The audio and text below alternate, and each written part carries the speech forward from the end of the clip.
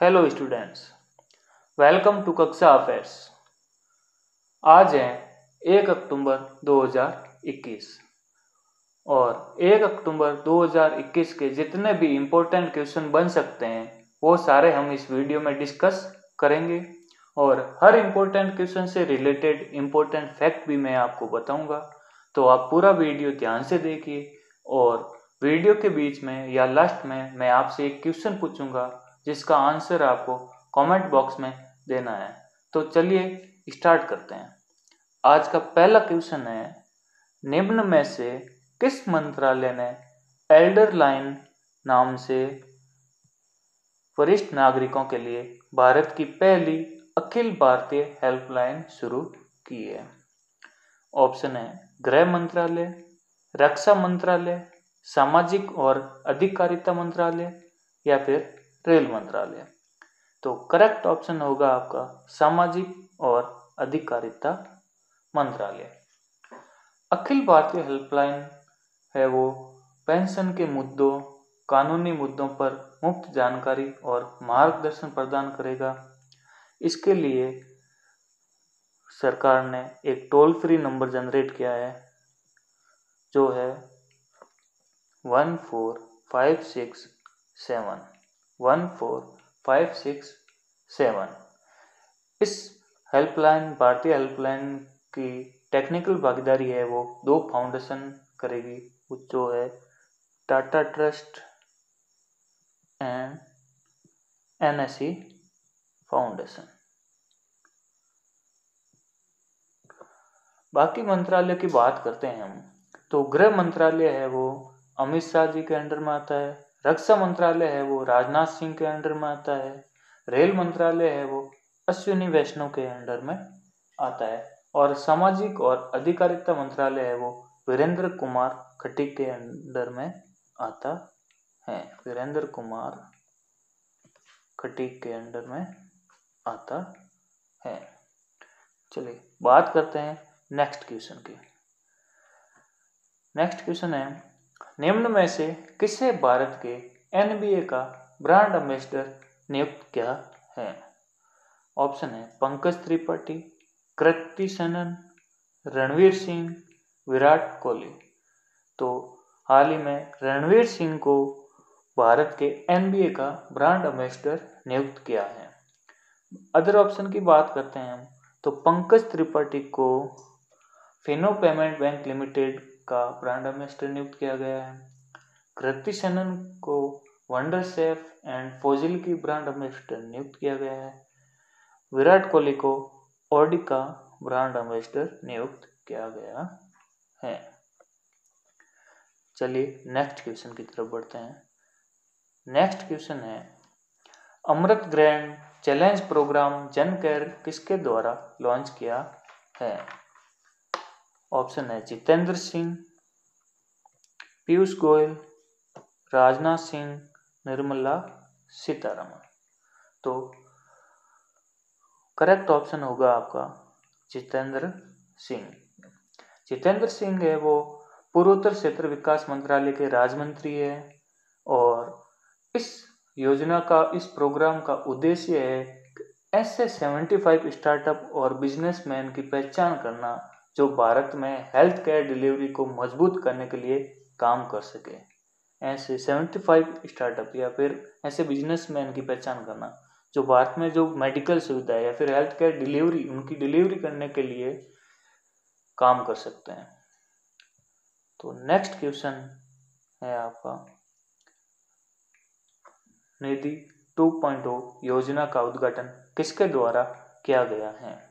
निधि 2.0 योजना का उद्घाटन किसके द्वारा किया गया है? ऑप्शन है ओम बिरला, नरेंद्र मोदी, अमित शाह, नितिन गडकरी। तो करेक्ट ऑप्शन है आपका ओम बिरला। ओम बिरला द्वारा निधि 2.0 योजना का उद्घाटन किया गया है। निधि 2.0 है वो पर्यटन मंत्रालय द्वारा लॉन्च की गई है।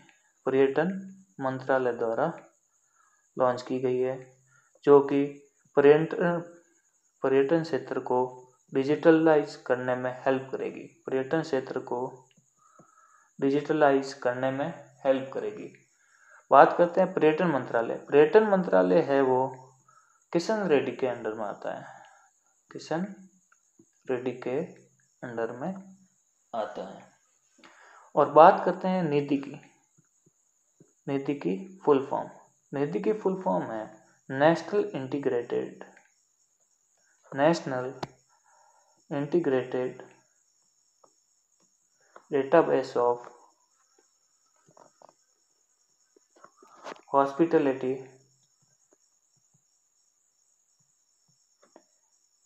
इंडस्ट्री। तो निधि 2.0 का उद्घाटन है वो ओम बिरला द्वारा किया गया है। नेक्स्ट क्वेश्चन की तरफ बढ़ते हैं। नेक्स्ट क्वेश्चन है एनपीसीआई ने किस बैंक के साथ अपनी तरह का पहला रुपए ऑन द गो संपर्क रहित भुगतान समाधान लॉन्च करने के लिए भागीदारी की है? ऑप्शन है Canara bank, Paytm bank, yes bank, PNB bank. तो एनपीसीआई ने यस बैंक के साथ अपनी तरह का पहला रुपए बैंक ऑन द गो संपर्क रहित भुगतान समाधान लॉन्च करने के लिए भागीदारी की है। तो बात करते हैं कि रुपए ऑन द गो क्या है। रुपए ऑन द गो, रुपए ऑन द गो है वो एक कॉन्टैक्टलेस पेमेंट सॉल्यूशन है जिसे मुख्य रूप से ग्राहकों को हर दिन पहनने वाले एसेसरीज से छोटे व मोटे मूल्य के लेन देन करने में सक्षम बनाने के लिए लॉन्च किया गया है।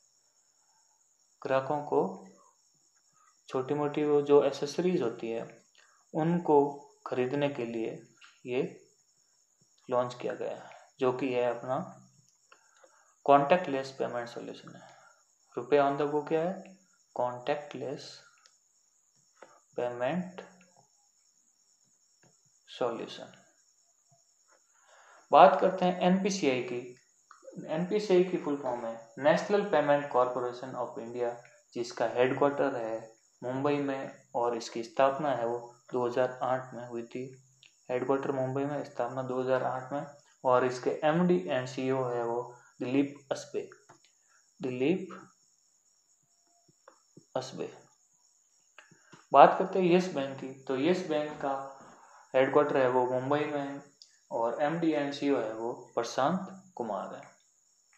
चलिए नेक्स्ट क्वेश्चन की तरफ बढ़ते हैं। नेक्स्ट क्वेश्चन है हाल ही में विश्व समुद्री दिवस 2021 कब मनाया गया? हाल ही में विश्व समुद्री दिवस 2021 कब मनाया गया? ऑप्शन है 30 सितंबर, 29 सितंबर, 28 सितंबर, 27 सितंबर। तो करेक्ट ऑप्शन हो जाएगा आपका 30 सितंबर। 30 सितंबर को विश्व समुद्री दिवस 2021 मनाया गया है। 30 सितंबर को एक और दिवस मनाया जाता है जिसका नाम है राष्ट्रीय अनुवाद दिवस। राष्ट्रीय अनुवाद दिवस।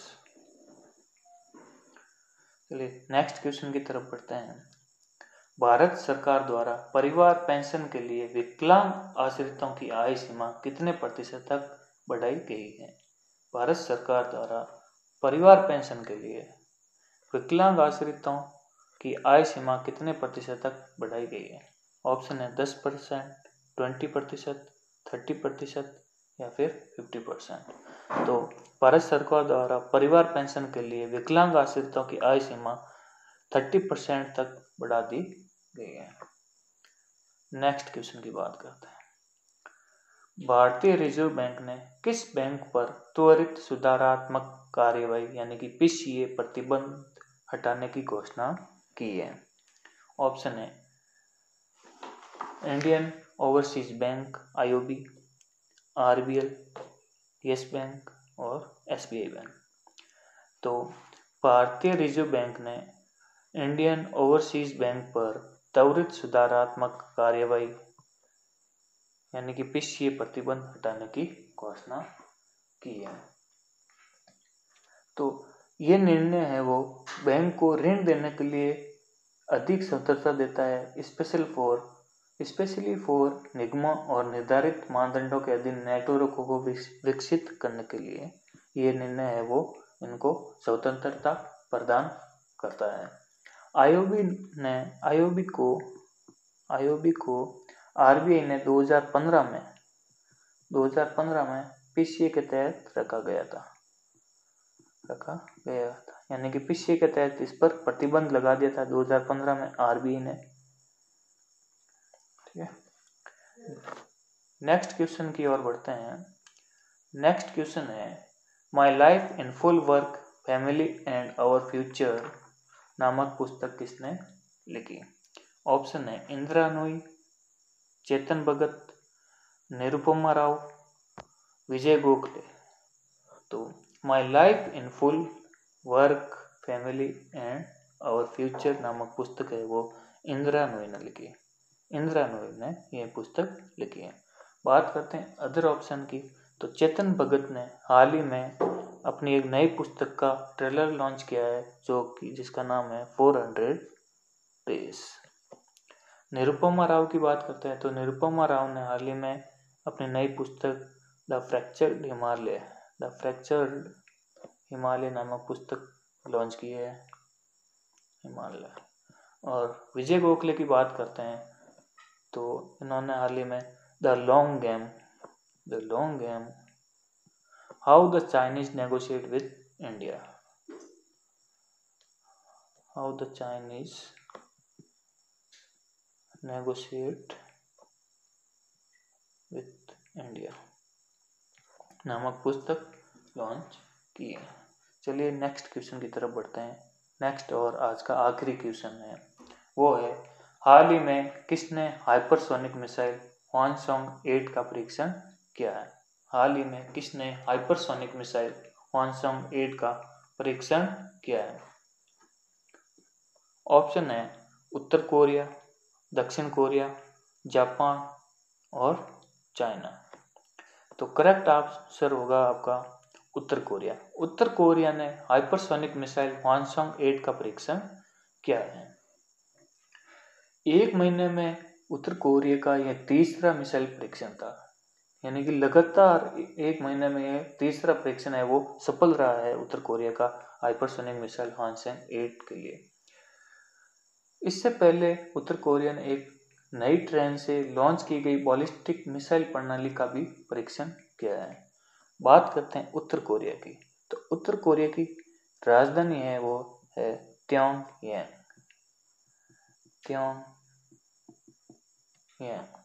नेता है वो किम जोंग उन।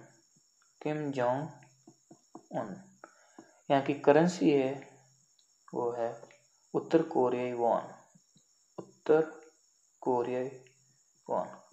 एक और इम्पोर्टेंट फैक्ट उत्तर कोरिया और दक्षिण कोरिया के बीच, इन दोनों के बीच में जो बाउंड्री लाइन बनाती है उस बाउंड्री लाइन का नाम है 38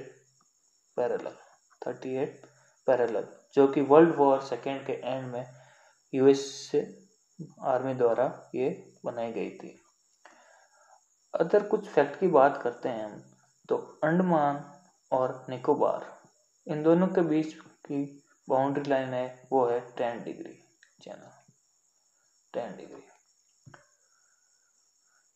चलिए, थैंक यू फ्रेंड्स आखिर तक वीडियो देखने के लिए।